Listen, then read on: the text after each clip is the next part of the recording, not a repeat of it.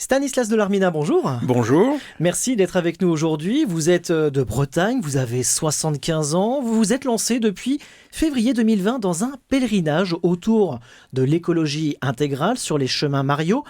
Comment vous est venue l'idée de réaliser ce Tour de France et pourquoi ?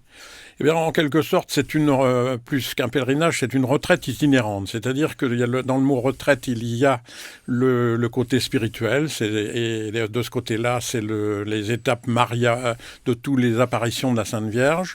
Et également itinérante, ça veut dire qu'au cours de ma route, je cherche à entrer en dialogue avec les responsables de pastoral sur l'écologie intégrale pour dire un petit peu comment je vois les choses. Et donc, voilà l'objet. Et donc, je me suis dit que si je voulais un peu bousculer, si tant est qu'il le faille, bousculer le regard que beaucoup de gens ont sur Laudato Si, il fallait que je commence par me bousculer moi-même. Et donc, je suis parti sur les routes. Alors, ce dialogue, on va en parler dans un court instant. Alors, vous avez parcouru plus de 2500 km aujourd'hui, un Tour de France sur les chemins Mario. Alors, sur les chemins Mario, ça veut dire que Marie a une place importante dans ce pèlerinage pour vous. Tout à fait. Et si vous voulez, il faut savoir que l'écologie intégrale, pour moi, ce n'est pas l'intégralité de l'écologie. C'est l'écologie intégrale, c'est l'intégralité des relations qui unissent Dieu aux hommes, assez proche et à la création. Et la Sainte Vierge, pour moi, est un modèle d'écologie intégrale dans la mesure où personne ne va douter de la qualité de ses relations avec Dieu, ni avec les hommes, puisqu'elle est la mère de l'humanité, et ni avec la création, puisqu'elle est la reine de la création. Une démarche de dialogue autour de l'écologie intégrale, c'est ce que nous venons de dire dans l'introduction. Vous organisez des conférences sur votre parcours. Alors, des conférences ou des débats ou des rencontres, ça dépend des opportunités et des souhaits des personnes que je rencontre. Oui. Je pense en particulier, par exemple, récemment, à une rencontre avec les étudiants où l'aumônerie m'avait demandé de parler avec eux de la création, la Genèse, Dieu dit que cela était bon, et de faire le lien avec l'écologie intégrale. Et c'était absolument passionnant. J'ai eu une autre occasion à Rennes avec les personnes qui étaient avaient accompagné l'évêque de Rennes à Lourdes en novembre 2019. Oui. Et donc là, il y avait un dialogue et il y avait dans la salle également 6 ou 7 jeunes séminaristes. Et comme je vais sans doute vous en parler, mais moi, je ne me sens pas bien du tout dans le discours de peur qu'il y a autour de l'écologie. Et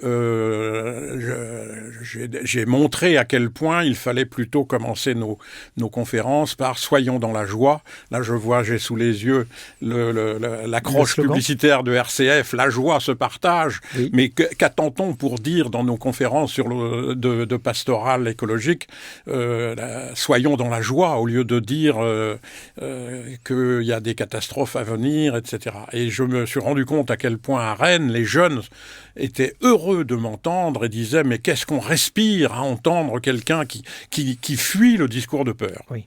C'est l'objectif principal que vous voulez transmettre ou il y a d'autres objectifs ? Je pense qu'il y a une forme aujourd'hui, l'ennemi numéro 1, c'est la peur. Il n'y a pas besoin de vous faire de grands dessins sur ce qui se passe en ce moment. Et je pense que c'est très délicat de voir des conférences sur la pastorale écologique qui commencent par faire venir, comme si c'était un moyen d'attirer les chrétiens, de faire venir des spécialistes de collapsologie ou de catastrophisme. Et moi, je dis d'une manière un petit peu violente, mais ça devient une forme de collaboration avec la peur, quoi. Carrément. Et donc, non seulement, d'une part et d'autre part, ce n'est pas la mission de l'Église. Laudato Si l'a dit au paragraphe 188, vous voyez que je connais mes sources. Le pape écrit, en tout état de cause, il n'appartient pas à l'Église de prendre parti sur les questions scientifiques, et j'appelle au débat honnête et transparent. Alors, comment est-ce qu'un débat peut-il être honnête s'il n'est pas contradictoire, et comment est-ce qu'il peut être transparent s'il n'est pas public ? Et là, c'est en cela où je vous suis reconnaissant de me recevoir, parce que là, au moins, on est public. Et c'est avec grand plaisir de vous recevoir, Stanislas Delarminat. Alors selon vous, en quelques mots, l'idée est de revoir notre façon de vivre et de consommer, en quelques mots. Alors oui, mais pas forcément pour les raisons que l'on imagine.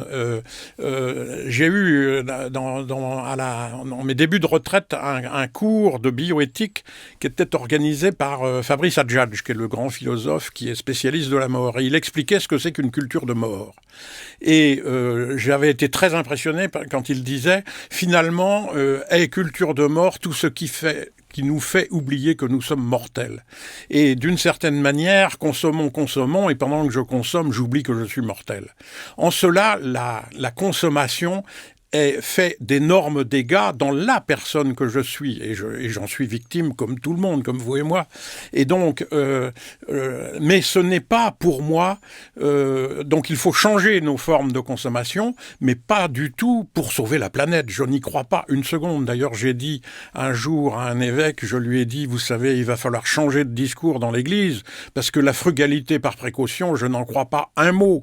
La frugalité, c'est une vertu qui me permet de me dépouiller pour mieux me tourner vers Dieu et pour mieux être à l'écoute de la problématique des pauvres. Parce que même le partage, qui est une nécessité de comportement, eh bien, je ne suis pas sûr que ce soit cela qui va permettre de satisfaire toute la pauvreté qu'il y a dans le monde. Il y a des choses beaucoup plus graves, et je pense en particulier au commerce international qui rend les pauvres encore plus pauvres.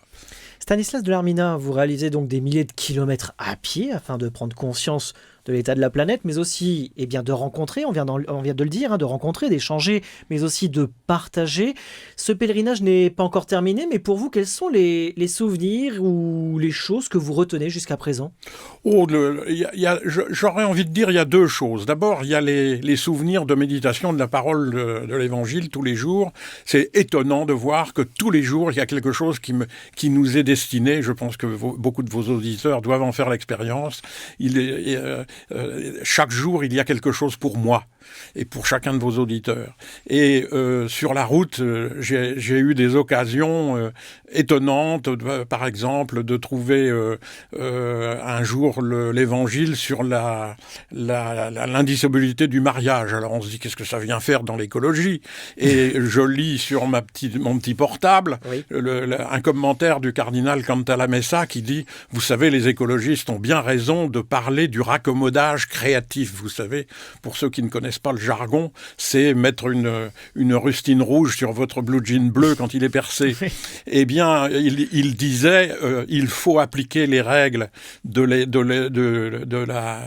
raccommodage créatif des écologistes dans le mariage, c'est-à-dire se raccommoder.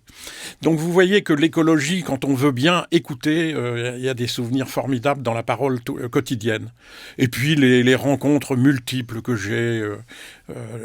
Tout à l'heure, je vous parlais de la peur, et j'ai le souvenir d'un père abbé où je m'étais arrêté dans une abbaye, et le père abbé avait eu une bonne vingtaine de malades du Covid dans sa communauté, dont un mort. Ils avaient été très surpris que ça puisse leur arriver.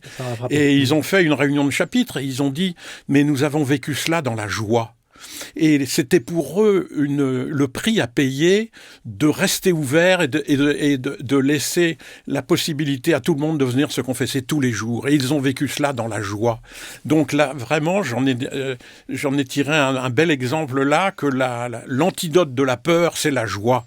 Et il faut donc commencer nos pastorales d'écologie en disant « Soyons dans la joie, n'ayons pas peur ». C'est une parole de l'Évangile.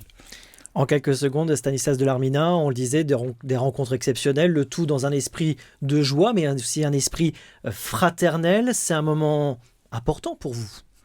Ah, je vous avoue que 2 ans à pèleriner comme cela, ça change.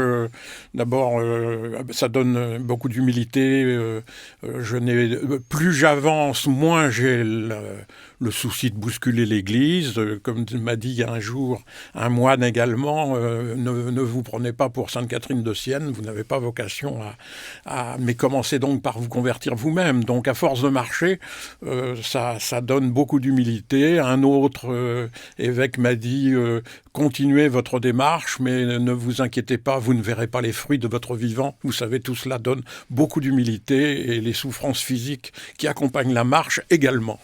Stanislas Delarminat, un grand merci de vous être arrêté ici au studio de RCF Cœur de Champagne à Châlons-Champagne.